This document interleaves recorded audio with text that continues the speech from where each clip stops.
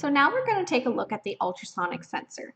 And the ultrasonic sensor works by detecting distance. So it measures short beeps and waits for those beeps to bounce back to the sensor, and it calculates how long that takes in order to know how far the distance is, and it will express that measurement back to us in centimeters.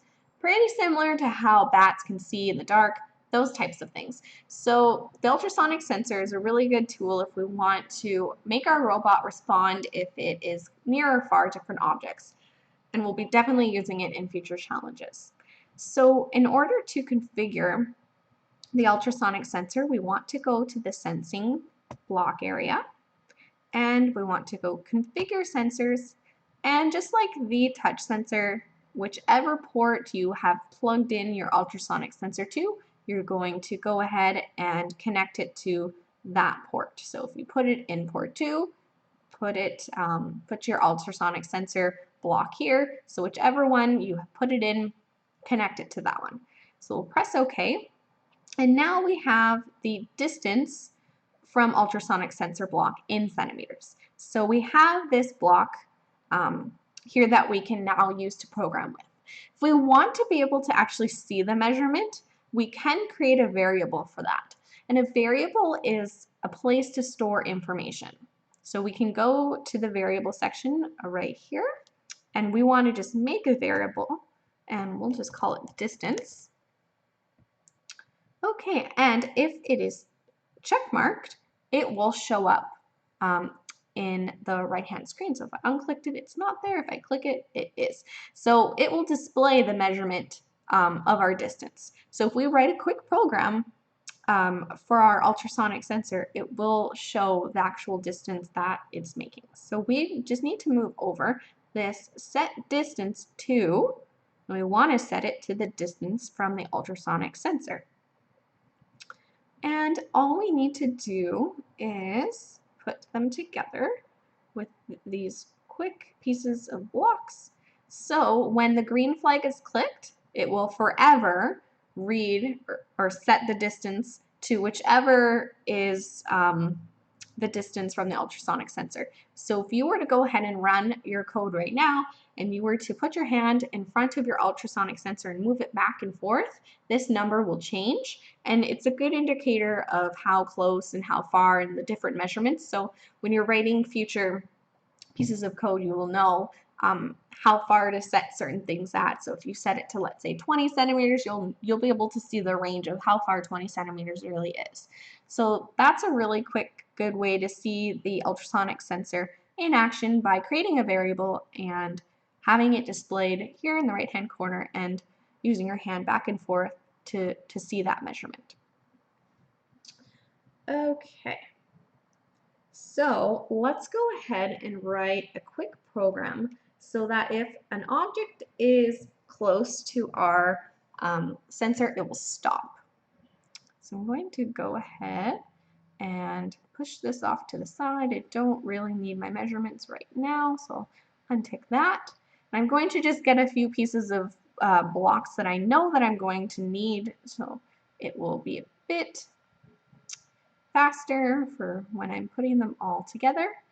And it's total preference. If you feel like doing your coding like this, you can. Some people like to go one by one. It's totally up to you. Okay, so I'm going to just introduce a new block here. It's the if and else block. So if an object is close to my bot, it's going to do something else. It's just going to keep doing something else. So I'm going to use that because that's going to come up in a couple of exercises for you from now. So at least you'll have any idea about this one. And another new set of blocks that we have not worked with is the operators blocks. So this is all fun math. So we'll definitely be using these operators equations that are going to be very useful later on. Definitely using it in more complicated programming that we'll be using it for later on when we have a bit more advanced usage of the basic parts. But for now, we're going to use our greater than and less than blocks. And for now, I'm just going to use the less than.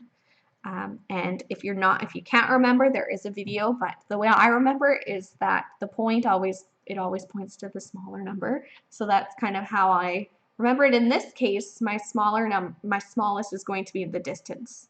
So it's not going to be a number. I can just put this inside because I can't put it inside like how with the touch sensor, that shape does not fit in there. So I have to use an operator block in order to connect that.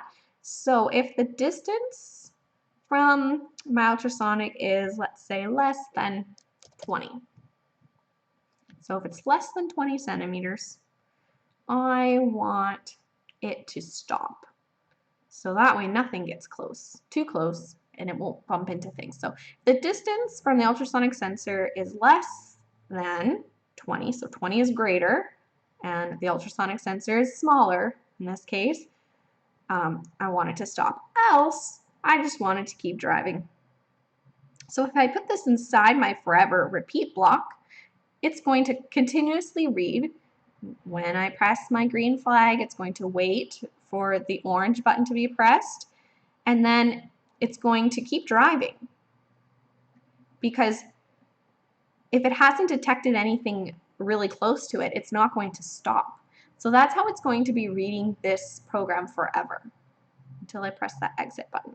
So if the ultrasonic sensor is less than, if an object is less than 20 centimeters from the ultrasonic sensor, it's going to stop. Otherwise, it's just going to keep driving. So I have a quick video to demonstrate that. So it detected an object and it stopped.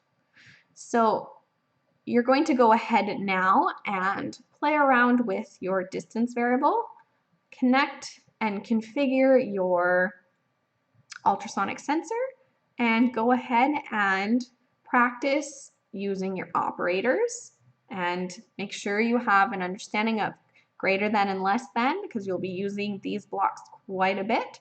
So go ahead, make sure your ultrasonic ports are connected, and have some fun.